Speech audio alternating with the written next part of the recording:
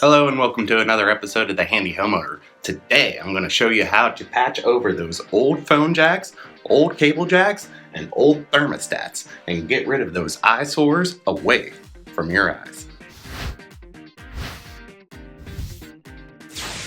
So today I'm going to show you all the tools and everything you'll need to take care of this project. So this way we can have this be one with the wall and you'll never know it existed. So I'll show you what you need to get started with today. Alrighty, so there's just a couple things you're going to need for today's project. One of the things you're definitely going to need is a mud knife. Now this one's an 8-inch. This is good for covering and feathering small wide areas, or you can also get away with using a little 4-inch. And then you're also going to need some drywall paper tape, an old sponge. You'll need 2 of these. So I have 2. And for the drywall mud, you can just buy some wallboard joint compound, or if you're impatient like me, you can just get one of these, and this is 20-minute mud. So this is good for drying fast patches that you want to try to get done in a day, where this stuff you don't have to mix it or anything. That you have to just add water to, but this dries a little slower. But this is good for finishing, and this is good for getting a good strong coat. And if you do have old wires in here, you want to make sure to disconnect these in the power box. So you're going to want to make sure to find where they're at. And then to double check, you can get one of these voltmeters. You can pick these up for about $15, and this will tell you if something has power. So as you can see, this has no power, but this outlet, that's what the sound it makes if it does have power. So we're good to fill this guy in. So what I'm going to do is just take an old sanding sponge. You can also use drywall, or you can use expanding foam you can spray in there, and after the foam expands you can just cut off the extra. This is just pretty much to give our drywall mud a base. So I could jam this in there, but I think it will fit a lot better if I cut it. So I'm just going to use a razor blade, or you can also use scissors to cut the sanding sponge. And also you want to cut it so it's still a little bit wider than the hole, so this way this fits in there nice and snug. And then same with the other side.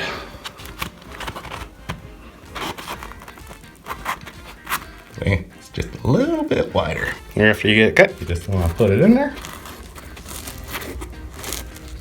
Hey, you can usually get these sanding sponges for $1, so I figured it's a lot easier if you don't have drywall. You just want to make sure none of it's sticking past the edges. Yeah. That's a good snug fit. Oh. But you don't want to push it in too far, or else you'll have to use a lot of drywall mud. Next I'm going to mix up some 20-minute mud. As you can see, there's only a little bit of water in here. Now water goes pretty far when you're using this stuff. So you just want to put a little bit in there and then mix some in.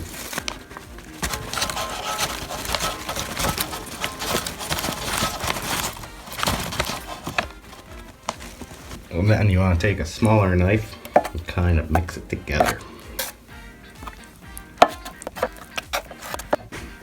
Now, if you're using this stuff, you can skip this step. But since I mixed this pretty thick, as you can see, it's on there.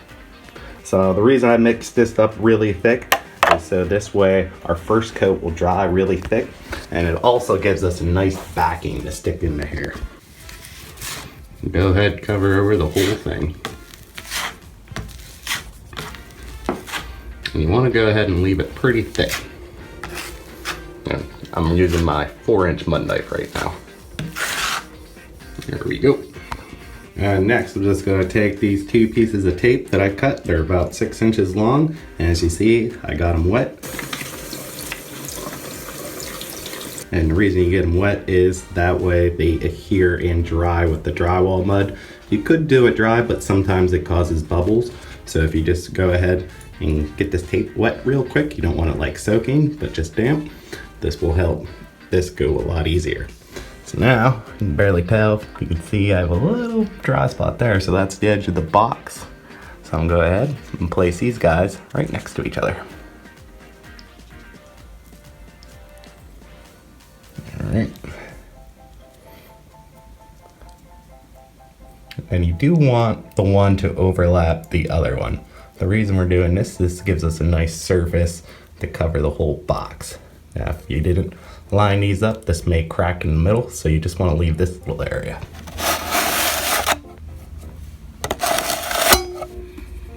Alright, I like to start with a little bit of fresh mud. And then next, we're just going to blend this in.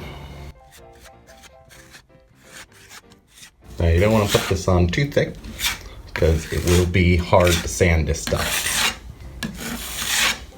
So you just want to make sure your edges are feathered at this stage, and then you just want to put one nice thin coat on it, and then this will allow it to dry quicker. Or you can go crazy and try to get it all in one coat like I'm going to try. So in this case, that's why our mud's extra thick, and I'm just going to make sure all the tape's covered.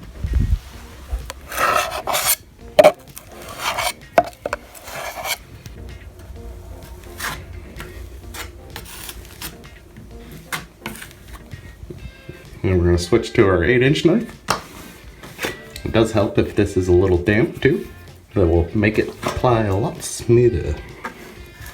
And then next we're just going to apply light pressure on the outside edge.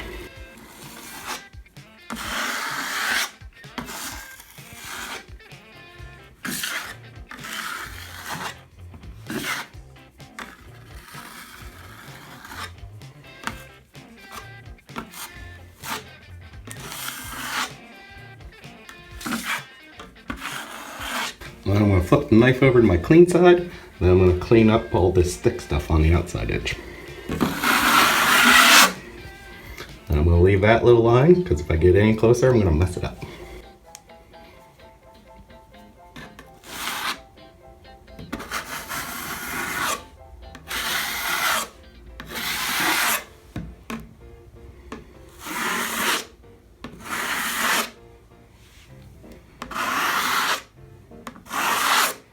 Now, as you can see up close here, we have a little edge there, but you can see we feathered this out and feathered that out and here. But we left this little line because we want to leave this area thicker, because when the drywall mud dries, it gets thinner. So that way, this will be easy for us to sand out, but our outside edges have a good spot. And then you can try to get one more if you're feeling confident. Ugh. Sometimes it messes it up.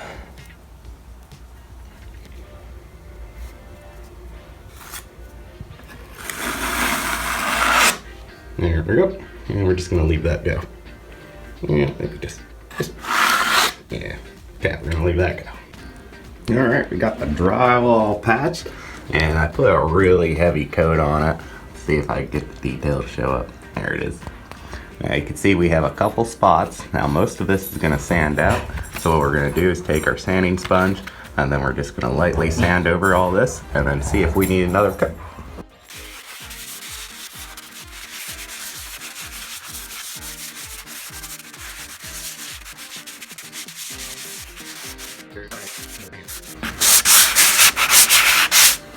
Alright, so we got that pretty well sanded. And if you can see right here, this is where our tape is showing through a little bit. So you're going to notice it's got this kind of fuzzy texture. And here's another spot where the tape showed through, and that's fuzzy texture. So we're going to have to put another coat on this. And on this coat, we're going to go a little wider, because what happens is when you put your mud on here, it creates a little dome shape. So our goal is to try to feather that dome out as far as possible, so that way you don't see it. Yeah, for my second coat, I'm just going to be using this stuff in my 8-inch knife, and I used a 4-inch to get it out. Now this stuff's nice, light finish, so we're just going to do the same thing as before, except this time we're going to do a light coat.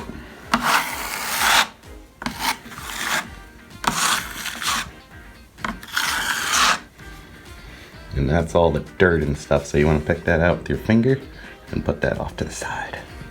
Right there, it looks good.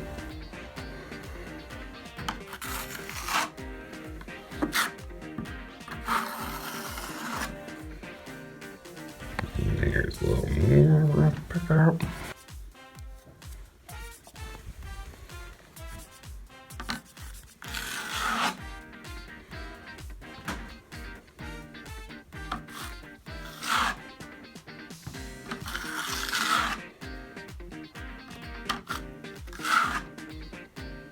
Now where that one tape spot was right about here, we're going to want to put it on a little thicker just to make sure it gets covered this coat.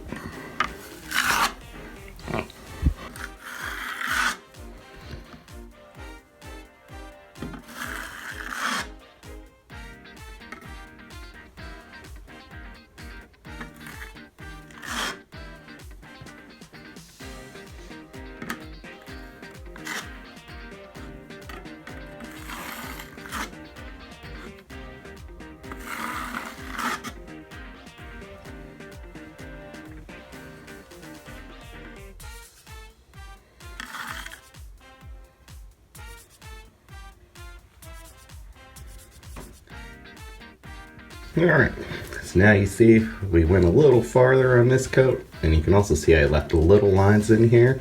Now the reason I left those little lines in here is because if you drag it too much, it will start pulling the mud and it'll give you issues. So it's better just to leave little spots of sand out instead of big spots. And as you can see, I coated it pretty good here.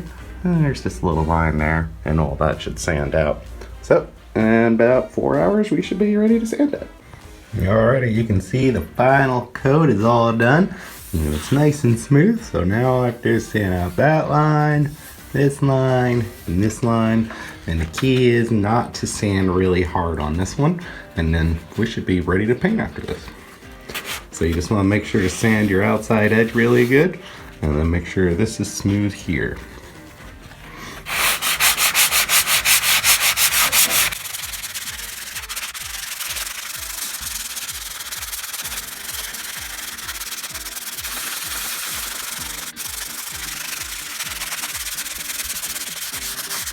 Right here, this is where we're going to have to be really careful, and you're going to want to use light circles, because if you hit too hard on this, you can chip these out and then you'll have to mud it again.